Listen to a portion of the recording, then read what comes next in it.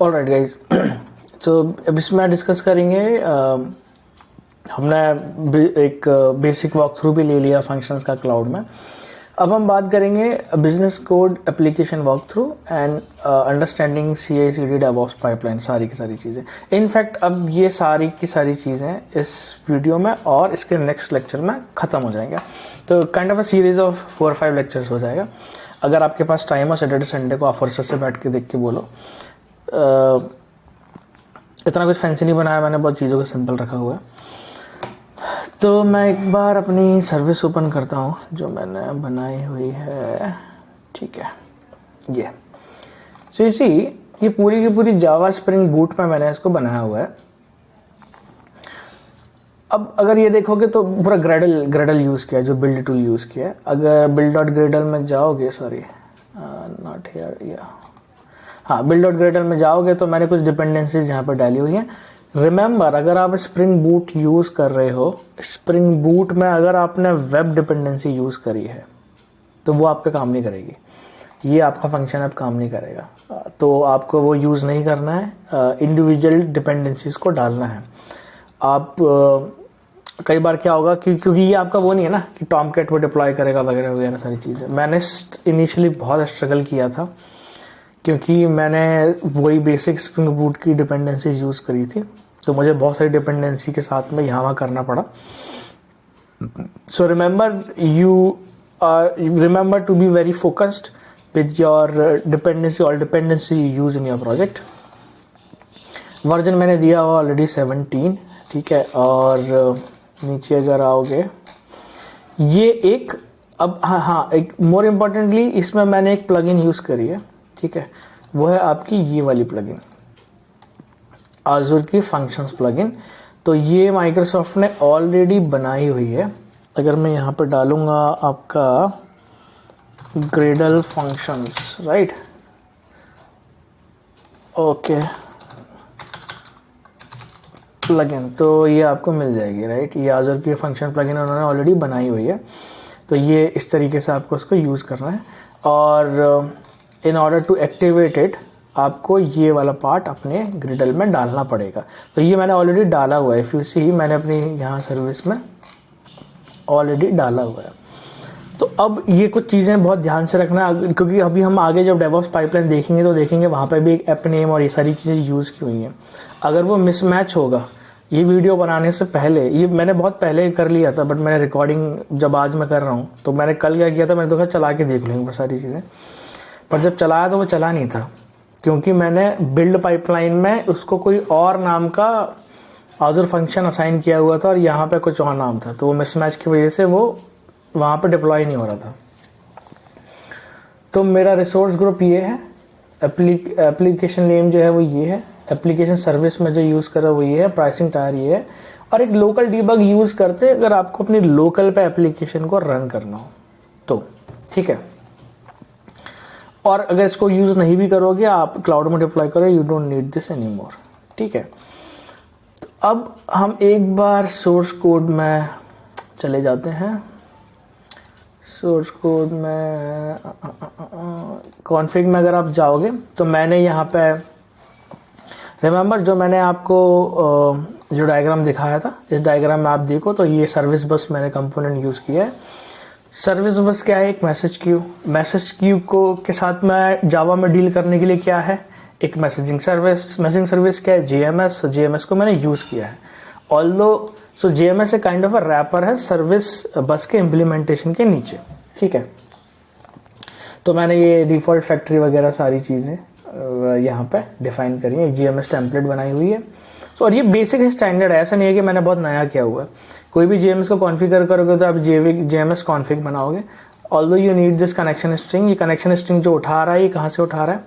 Application YML से, यहाँ से, ठीक है। अब डेटाबेस कॉन्फ़िग एक है, तो मैंने जो डेटाबेस यूज़ किया हुआ है, मैंने यूज़ किया है, अगर आप जाओगे यहाँ पे आज़ूर डेटाबेस फॉर पोस्टग्रे फ्लेक्सिबल सर्वर, तो मैंने यहाँ पे एक डेटाबेस का इंस्टेंस ऑलरेडी बनाया हुआ है।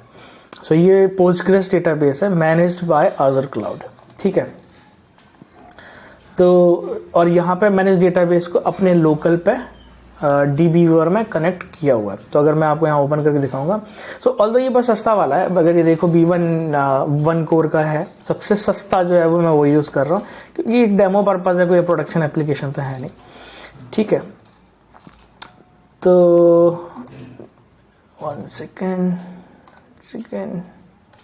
या यू सी रिटेल DB या ऑडिट डेटाबेस। सो ये मेरा डेटाबेस है जो कनेक्टेड है यहाँ पे। ठीक है, ये वाला,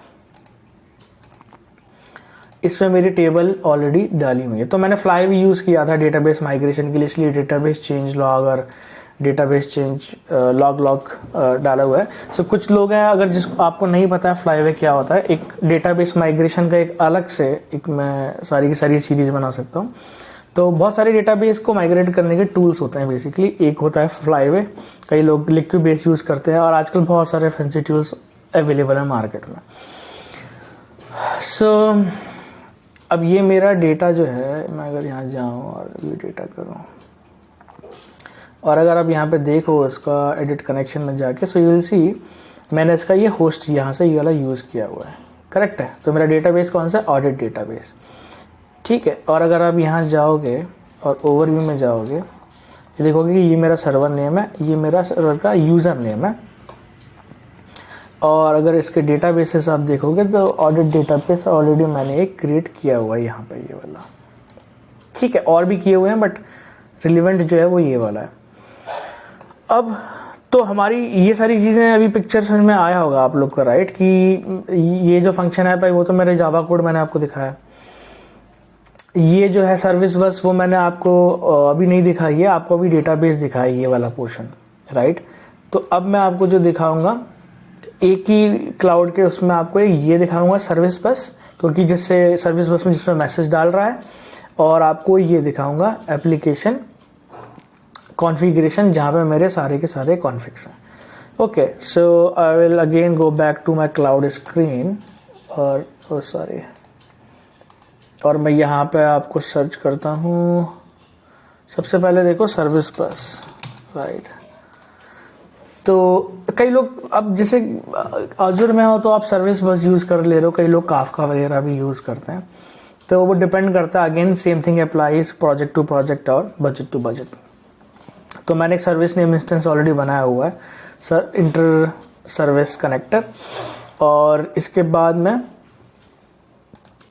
अगर आप क्यूज़ पर जाओगे तो यहाँ क्यूज़ में आपको बहुत सारे क्यूज़ दिखेंगे, मेंबरशिप नोटिफिकेशंस और इनवॉइस नोटिफिकेशन। सो ये जो फंक्शन है पे ये वाला, राइट, ये क्या करेगा, ये आपका मैसेज जो लेगा वो कहाँ डालेगा, इस इंटर सर्विस कनेक्टर में, इस क्यू में डालेगा। कौन सी क्यू में डालेगा, मेंबरशिप नोटिफिकेशन, नो सॉरी गलत बता दिया, not in the membership notification but in the new invoices, right. वो नोटिफिकेशन उसके लिए मेंबर इवेंट क्रिएटेड, राइट। तो वो इस सिनेरियो में बिजनेस केस स्टडी में हम उसको यूज़ नहीं करेंगे। ठीक है, तो ये जो सर्विस बस है इसकी मैक्स डिलीवरी काउंट है 3। तो ये कैसे काम करेगा कि अगर मान के चलो मेरी सर्विस कंज्यूम कर रही है मैसेज फ्रॉम दिस क्यू और किसी वजह से वो प्रोसेस नहीं कर पाई, तो ये सर्विस बस इस मैसेज को 3 बार भेजेगा मेरे ऐप पर। कौन से ऐप पर, ये वाले ऐप पर, करेक्ट, इस वाले ऐप पर। ये भी ओपन कर देता हूँ। सो डायग्राम या देखो, तो ये क्या करेगा, यहाँ से उठा के ये जो ऐप है मेरा, राइट, ये जो मेरा ऐप है सो ये जो मेरा ऐप है ये इसको यहाँ पे मैसेज भेज रहा है, ये इसे कंज्यूम कर रहा है। मान के चलो वो किसी वजह से नहीं इसको प्रोसेस कर पाया, करेक्ट, कोई भी एक वजह हो सकती है, कोई भी एक वजह हो सकती है। तो 2 चीज़ें हैं, एक तो ये इंटीग्रेशन होगा, सॉरी ये वाला मैसेज होगा जो मैसेज भेज रहा है, और एक इंटीग्रेशन होगा जो मैसेज कंज्यूम कर रहा है मेंबरशिप में यहाँ पे। तो मान के चलो किसी वजह से मेंबरशिप सर्विस फेल हो जाती है इस मैसेज को कंज्यूम करके प्रोसेस करने में, करेक्ट है। तो मैक्स डिलीवरी काउंट जो है वो ये दिखाता है कि वो इसको 3 बार यहाँ पे आपको अलाउ करेगा डिलीवर करने के लिए, डिलीवर करके कंज्यूम करके प्रोसेस करने के लिए। अगर नहीं करोगे तो वो इस न्यू इन्वॉइसेस क्यू से उठा के, इस क्यू से उठा के उसको एक डेड लेटर क्यू में डाल देगा न्यू इन्वॉइसेस की, फिर वो मैसेज प्रोसेस नहीं होगा फर्दर। अदरवाइज वो एक बॉटलनेक बन जाएगा right to this service if you keep consuming that incorrect message और सर्विस फेल होती जा रही है। तो अब इसको अपन आगे बढ़ते हैं। तो ये तो बेसिक सर्विस बस था, और एक बार हम देख लेते हैं एप्लीकेशन कॉन्फ़िगरेशन को, या ऐप कॉन्फ़िगरेशन में मैंने ये इंस्टेंस ऑलरेडी बनाया हुआ है एजी फंक्शन में। ये बहुत बेसिक सी सर्विस है और इसका चार्ज भी बहुत कम होता है राइट। सो कॉन्फ़िगरेशन एक्सप्लोरर में जाओगे तो यू विल सी कि मैंने ये सारी सर्विसेज यहाँ पे यूआरएल डाले हुए हैं अपने स्प्रिंग बूट डेटाबेस। अगर यूज़र नेम और पासवर्ड का ये सही वे नहीं होता है, की वॉल्ट में उनका रखा जाना चाहिए, but this is only a demo, this is only for demo purpose right. तो मैंने यहाँ पे अभी इसको डाल दिया है, ठीक है। तो अब मूव करते हैं आपके कोड पर राइट। सो मैंने एक बेसिक वॉक थ्रू आपको दिया था अभी सारी सर्विसेज का कहाँ पे प्रोविजनड है, एक लुक एंड फील क्लाउड में। तो ये वो डेटाबेस है जहाँ पे मैंने कॉन्फ़िगर किया हुआ है, और ये मेरी है हैंडलर जहाँ पे मेरा एक्चुअल फंक्शन डिफाइंड है। So you see invoice request handler, ठीक है। तो मैंने फंक्शन नेम क्या दिया है, इनवॉइस प्रोसेसर। तो ये जो फंक्शन नेम होता है वो क्या बनता है, आपके एपीआई का पाथ। सो ये अगर ये देखोगे तो यहाँ पे ये जो इनवॉइस प्रोसेसर है राइट, ये इनवॉइस प्रोसेसर है, ये यूज़ किया इनवॉइस प्रोसेसर यहाँ पे। API इज डिफ़ॉल्ट पाथ, तो जितने भी API बनेंगे फंक्शंस में वो API के बाद ही आएंगे यहाँ पे इनवॉइस प्रोसेसर में राइट। अब ये क्या कंज्यूम कर रहा है, आप क्या भेज रहे हो उसको, आप इसको भेज रहे हो एक Jason object body of invoice right. दूसरी चीज इसका ट्रिगर क्या है, ट्रिगर है इसका HTTP में कौन सा टाइप, HTTP टाइप वो कौन सा है, वो है इसका पोस्ट टाइप। इसी मैंने पोस्ट यूज़ किया हुआ है करेक्ट, अगर यहाँ पर देखोगे तो ये वाला पार्ट। और जो बॉडी भेजी है वो क्या भेजी है, इनवॉइस क्या है, एक जेसन ऑब्जेक्ट। अगर यहाँ देखोगे तो ये क्या है, जेसन ऑब्जेक्ट, ये क्या है, जेसन ऑब्जेक्ट करेक्ट है। ये इसके अंदर जाओगे तो जेसन ऑब्जेक्ट मैंने जावा में डिफाइन करके रखा हुआ है, ठीक है। तो अब इसको मैं आगे बढ़ाता हूँ, तो अब मैं इसको आगे बढ़ाता हूँ और इस प्रोसेस रिक्वेस्ट को मैंने मेथड को कॉल किया हुआ है। तो हर रिक्वेस्ट बॉडी के लिए ये मेथड कौन सा कॉल होगा, log and submit and Q. तो ये जो मेथड है वो किसको बिलोंग करता है, रिक्वेस्ट सर्विस को राइट। सो इस मेथड के अंदर हम जाएंगे, बेसिक सा मेथड है, डेमो करने के लिए इम्प्लीमेंट मैंने किया हुआ है, ऐसा कुछ फैंसी और बहुत बड़ा बिजनेस लॉजिक नहीं है। रिक्वेस्ट को वैलिडेट किया है राइट, एंड देन एक्सेस जो लॉग रिपोजिटरी है, एक्सेस लॉग जो वहाँ बनाए हुए थे वहाँ पे इसको स्टोर करा दिया है करेक्ट। पॉपुलेट के अंदर जाओगे तो एंटिटी ऑब्जेक्ट क्रिएट किया है और एक पूरी रिक्वेस्ट को भी सेव किया है, काइंड ऑफ ऑडिट लॉगिंग जो होती है। एंड देन लॉग करने के बाद में we are only sending this message to our new invoices queue, ठीक है, जो मैंने सर्विस बस में दिखाया था। तो यहाँ पे जब वो मैसेज जाएगा तो वो कहाँ चला जाएगा, वो चला जाएगा आपके आजो सर्विस बस के न्यू इनवॉइसेस के क्यू पे। अब इसमें एक पॉइंट ये है कि एप्लीकेशन कॉन्फ़िगरेशन को मैंने कैसे एक्सेस किया है। इसी bootstrap.yml यहाँ पे मैंने डिफाइन किया हो कनेक्शन स्ट्रिंग को, जो कि मेरी कनेक्शन स्ट्रिंग कौन सी है, एप्लीकेशन कॉन्फ़िगरेशन की राइट। तो ऑटोमेटिकली सारे के सारे एप्लीकेशंस को इंजेक्ट कहाँ कर देगी, मेरी सर्विस में। अब जैसे अगर आप यहाँ जाओगे डेटाबेस राइट, ये डेटाबेस यूआरएल मैंने वहाँ यूज़ किया हुआ है, तो वो यहाँ पे वो वैल्यू ओवरराइड हो जाएगी उसकी, जो एप्लीकेशन कॉन्फ़िगरेशन से आएगी, ठीक है। तो ये उसका एक बेसिक कोड वॉक थ्रू हो गया। और बाकी इसमें बेसिक चीज़ें एंटिटी DTO वगैरह जो एक जावा का पार्ट होती हैं, मैं इसको कमिट कर दूंगा गिटहब पे, ये सब सारी की सारी चीज़ें अवेलेबल हैं। अब इसमें हमने ये तो समझ लिया एक बेसिक कोड वॉक थ्रू। इसमें आपको कोई भी क्वेश्चन हो किसी भी तरह का तो आप मुझे कमेंट कर सकते हो, मैं आपको उसमें रिप्लाई कर दूंगा। सेकंड चीज़ इसमें जो आती है वो आती है आपकी हम अपना केस स्टडी का चार्ट ओपन कर लेते हैं कि अंडरस्टैंडिंग और डेवऑप्स पाइपलाइन की वो किस तरीके से हम इसको डिप्लॉय कर रहे हैं, राइट। सो अब इसका डिप्लॉयमेंट पार्ट, ये जो कोड हमने देखा और ये सारी चीज़ें देखी, कोड देखा और हमने आज़ूर फंक्शन भी देखा। तो अब अगर मैं इसको ये ओपन करूँ, राइट, अब तक हमने पूरा का पूरा कोड समझ लिया।